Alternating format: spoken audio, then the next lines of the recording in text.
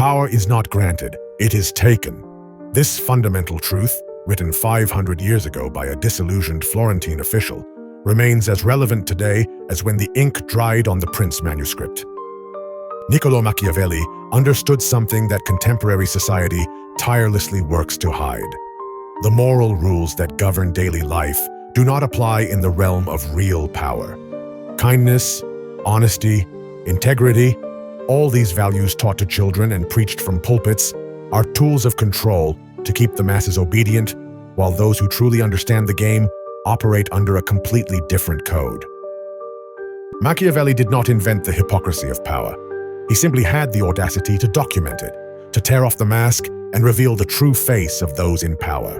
And because of that transgression, his name became synonymous with evil, not because his observations were false, but precisely because they were too true. The brilliance of Machiavelli did not lie in his ability to imagine new forms of manipulation, but in his willingness to observe without the filter of conventional morality. While other political philosophers wrote about how rulers should behave in an ideal world, he wrote about how they actually behave in the real world. This distinction is crucial. The gap between public discourse and the private practice of power is the territory where the true battles for control are fought. Modern leaders have learned to master this liminal space with a sophistication that would have impressed the Florentine himself. They speak the language of human rights while bombing hospitals. They celebrate democracy while manipulating algorithms to control what information reaches the masses. They preach meritocracy while consolidating dynasties of wealth that make medieval monarchies seem like models of social mobility. The first Machiavellian principle that has been perfected in the 21st century is the control of the narrative. Machiavelli advised the prince to appear virtuous without necessarily being so. The appearance of virtue, he argued, is more useful than virtue itself because the latter limits you, while the former gives you all the advantages of moral reputation without any restrictions. In the digital age, this principle has evolved into an exact science. Corporations invest millions in social responsibility campaigns, while their supply chains exploit child labor in countries where cameras do not reach. Politicians carefully cultivate their image on social media, each photo calculated, each statement focus grouped to death, while real decisions are made in private meetings where donors write legislation that will later be presented as public service. The machinery of modern public relations is the direct descendant of Machiavellian understanding that perception matters more than reality. When a scandal threatens to expose the true nature of power, it is not denied directly. It is managed. Crisis experts are hired who understand that public memory is short and malleable. A distraction campaign is launched. A mid-level scapegoat is sacrificed while the true architects of corruption remain untouched. The necessary time is waited out, and then it is as if nothing happened, because indeed, in the fragmented collective consciousness overwhelmed by information overload, nothing happened. Today's scandal is buried by tomorrow's outrage, and the wheel keeps turning. Machiavelli wrote that it is better to be feared than loved, if you cannot be both. But he added a crucial warning: you should never be hated. The wise ruler cultivates enough fear to ensure obedience, but not so much as to inspire rebellion. This delicate calibration requires a sophisticated understanding of mass psychology. In the modern context, this translates into control systems that are oppressive enough to maintain order, but invisible enough not to generate organized resistance. Mass surveillance operates in the shadows, collecting data on every transaction, every search, every communication. But most people never directly feel the weight of this digital panopticon. Control is exercised more through the implicit threat than explicit force.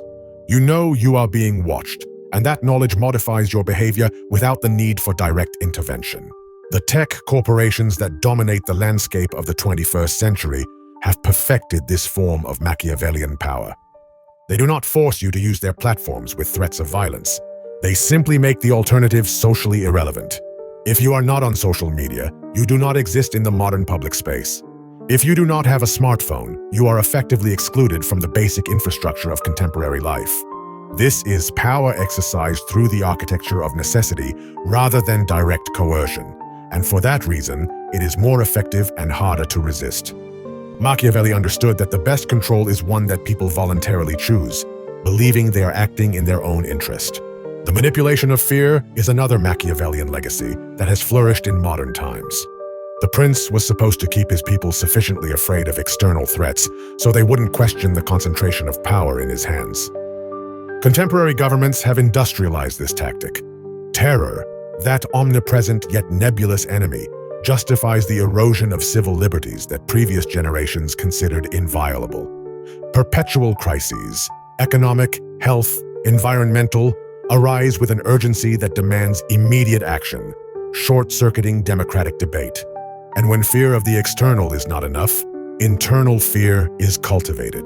The cultural war that keeps populations divided and fighting among themselves, while the actual structures of power remain intact and strengthened.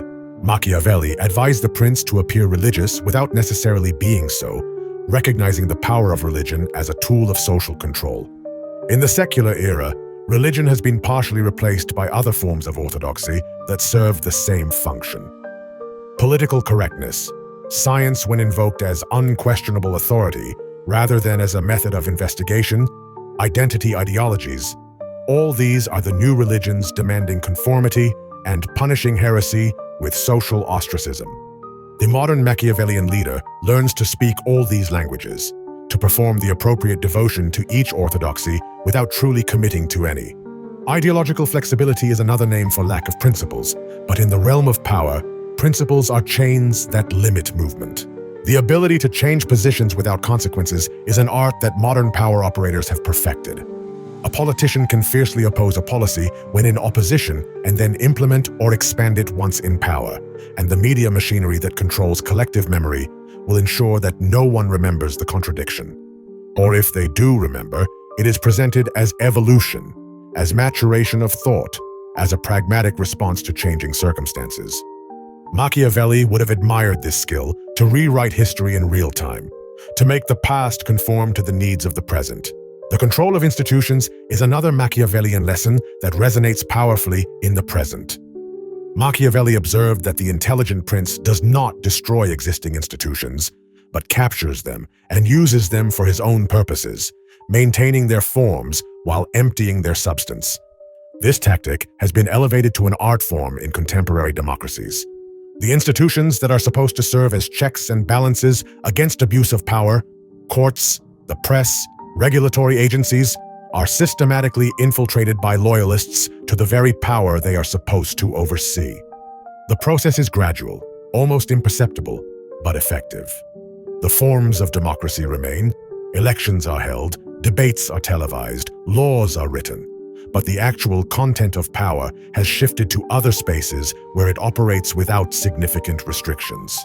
The strategy of divide and conquer, as old as civilization itself, has found new expressions in the digital age.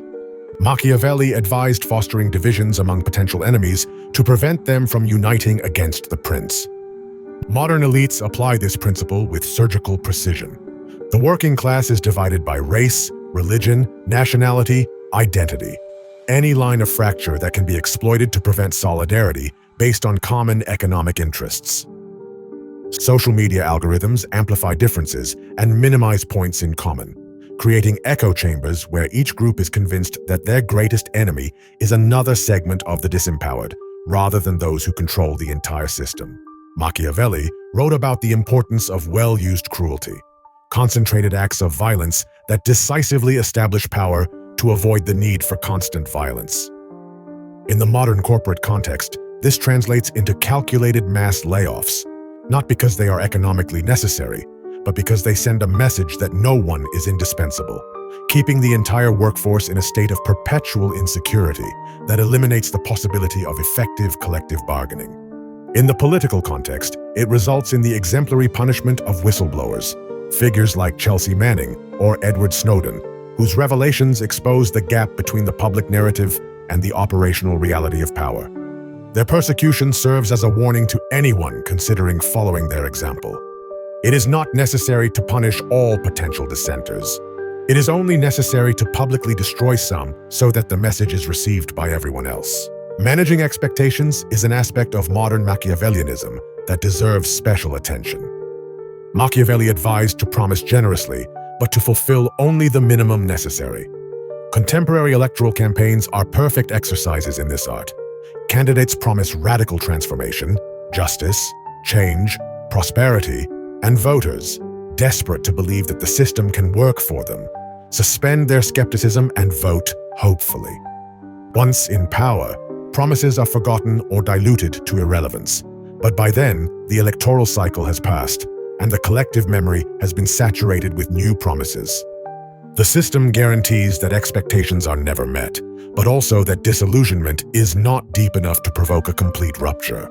Co-optation is more effective than direct repression, and this is something Machiavelli understood intuitively. Instead of crushing opposition movements, modern power absorbs them, offers symbolic representation without real power, transforms their radical demands into cosmetic reforms that do not threaten fundamental structures. Social movements are celebrated once they have been domesticated, their more radical leaders marginalized while the more moderate are invited to the table, where they quickly learn that the price of access is compromise until what began as resistance ends up being another mechanism for legitimizing the status quo. Machiavelli understood that the prince must learn not to be good when necessity demands it. This moral flexibility, this ability to transgress norms when circumstances require it without the impediment of guilt or remorse, is perhaps the most defining characteristic of real power. Leaders who genuinely internalize the moral values they profess are at a disadvantage compared to those who see these values simply as rhetorical tools. In international negotiations, corporate mergers, or any arena where real power is contested, the party willing to do what the other considers unthinkable has a structural advantage. This advantage is maintained only as long as the willingness to transgress remains hidden. This is where modern sophistication surpasses crude Machiavellianism. It is not enough to be willing to do what is necessary. You must do it in a way that keeps your reputation intact. This requires layers of plausible denial, organizational structures that blur responsibility, externalization of the dirtiest parts of the work to contractors or subsidiaries that can be sacrificed if exposed. Modern corporate corruption is not practiced by obvious criminals, but by educated professionals at top universities, who use the language of ethics while designing tax evasion schemes that deprive entire societies of resources necessary to function. Machiavelli warned against indecision, arguing that it is better to make a bad decision than to make none. Power respects action even when it fails. Hesitation is interpreted as weakness and invites challenge. Modern leaders who understand this act with apparent conviction even when they do not have real certainty. They project confidence as a strategy, knowing that the perception of competence often matters more than competence itself. In politics, business, or any social hierarchy, the person who visibly doubts is overlooked in favor of the one who, rightly or wrongly, seems to know what they are doing. The strategic use of generosity is another Machiavellian lesson skillfully applied in the present. The prince should be generous with others' resources, but stingy with his own. Contemporary billionaire philanthropists embody this wisdom perfectly. They donate tiny fractions of fortunes accumulated through practices that impoverished millions and receive disproportionate praise for their generosity. Their foundations give them influence over public policies without any democratic accountability. They can shape educational systems, health policies, research agendas, all while enjoying tax deductions and positive public relations. It is the perfect trick, using the money you should have paid in taxes to buy direct power and influence while being celebrated as benefactors of humanity. Machiavelli observed that people are more likely to forgive the murder of their father than the confiscation of their inheritance. This understanding that material interests matter more than emotional bonds or moral abstractions is fundamental to understanding real political behavior. Voters will tolerate extraordinary levels of corruption, incompetence, and even cruelty if they feel their economic interests are being protected. This explains the persistence of obviously corrupt politicians who maintain popular support simply by securing the material interests of their base, even at the expense of the rest of society. The modern prince must navigate a media landscape that would have astonished Machiavelli, but operates according to principles he would immediately recognize. The ability to control which stories receive attention and which are ignored, which scandals become crises and which disappear quietly, is a form of power that eclipses many traditional tools of state control.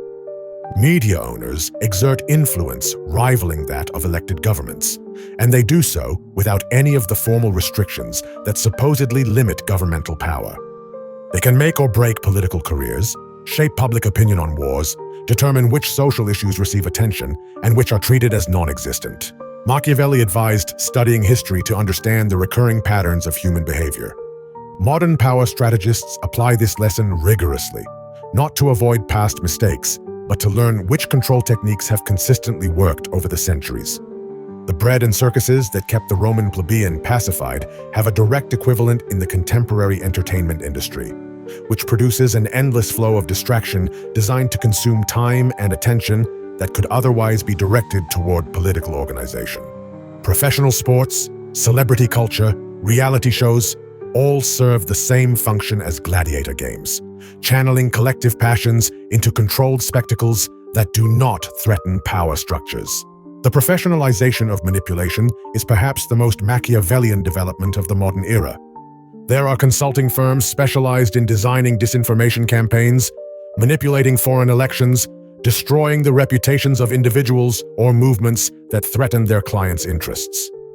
These operations are carried out with legal blessing, with taxes paid on the profits generated by undermining democracy. Machiavelli would have delighted in this cynicism. The system is so completely captured that even the tools to destroy it operate within its legal and economic structures. Machiavelli wrote that the end justifies the means, although this specific phrase is more of a simplification of his complex thought. What he truly argued is that the means should be judged by their results rather than by their conformity to abstract principles. This consequentialist logic is the operational ethics of real power, although publicly everyone claims to adhere to deontological principles. Torture is renamed as enhanced interrogation techniques. Aggressive war is presented as humanitarian intervention. Economic exploitation is called development. Language is twisted to make acts appear to conform to principles that they actually completely violate. The control of alternatives is a subtle but effective form of domination that Machiavelli would appreciate. In a two-party democracy, where both parties are financed by the same corporate interests, the illusion of choice masks the absence of real alternatives. You can vote for candidate A or candidate B, but the fundamental policies that benefit the economic elites will remain unchanged regardless of the election outcome. This is a more sophisticated form of control than open dictatorship, because it maintains the appearance of freedom while eliminating its substance. Machiavelli understood that fortune favors the bold, but he also warned that boldness must be calibrated to the circumstances. Timing is everything in the exercise of power. Corporate strikes, hostile takeovers, are executed with perfect timing that maximizes surprise and minimizes the possibility of organized resistance. Political changes that erode rights are implemented during crises when public attention is distracted. Naomi Klein's documented modern shock strategy is essentially a Machiavellian application of the principle of exploiting chaos to implement changes that would be impossible in normal times. Loyalty is a commodity in the power market, and Machiavelli understood this with brutal clarity. Allies are useful as long as they serve your interests and should be discarded without sentimentality when they stop doing so. Modern political coalitions exemplify this logic. Parties form temporary alliances based on convenience calculations that can dissolve instantly when circumstances change. Betrayal is not a moral violation, but a tactical maneuver, and those who are surprised when they are betrayed simply demonstrate that they did not understand the nature of the game they were playing. Machiavelli warned that the prince should not rely on mercenary troops because their loyalty is always suspect. In the corporate context, this translates into the danger of relying too much on external consultants or contractors who do not have a real investment in the long-term success of the organization. In the political context, it manifests in the problem of politicians who are so captured by their donors that they cannot act independently when necessary. Real power requires a support base whose loyalty is secured by something deeper than mere economic exchange. The image of the lion and the fox that Machiavelli used to illustrate the necessary qualities of the prince remains relevant. The lion represents strength, the ability to intimidate and dominate. The fox represents cunning, the ability to deceive and manipulate. The effective leader must know when to act like a lion and when like a fox. Raw strength without cunning is vulnerable to manipulation. Cunning without the backing of strength is powerless against determined resistance. Modern power players who master this balance are those who rise to the highest positions and remain there. And so we arrive at the mirror that Machiavelli placed 500 years ago, which continues to reflect truths we prefer not to see. Each tactic described, each principle explored, each strategy dissected are not historical abstractions. They are operating right now, in the institutions that claim to serve you, in the markets that claim to be free, in the democracies that claim to be for the people. The question is not whether these tactics work. The evidence of their effectiveness is in every power structure that surrounds you. The question is what you will do with this knowledge. Will you use it to ascend hierarchies that exploit millions? Will you use it to protect yourself from manipulations you would otherwise not see? Or will you simply reject it, retreating into the comfort of believing that the world operates according to the rules you were taught in school? Machiavelli would not judge any of these choices. I would simply observe, with that slight smile of one who knows that human nature does not change, that patterns repeat themselves, that power always finds new masks for the same old face. And on some deep, uncomfortable, unsettling level, you already know what your answer is. You already know what you would do if given the opportunity. You already recognize in yourself the capacity to do exactly what this text has described, if the circumstances were right, if the price was correct, if the justification was convincing enough. That is the ultimate truth that Machiavelli forces you to confront. You are not fundamentally different from those who wield power unscrupulously. You just have less opportunity and perhaps a bit more fear to look in the mirror.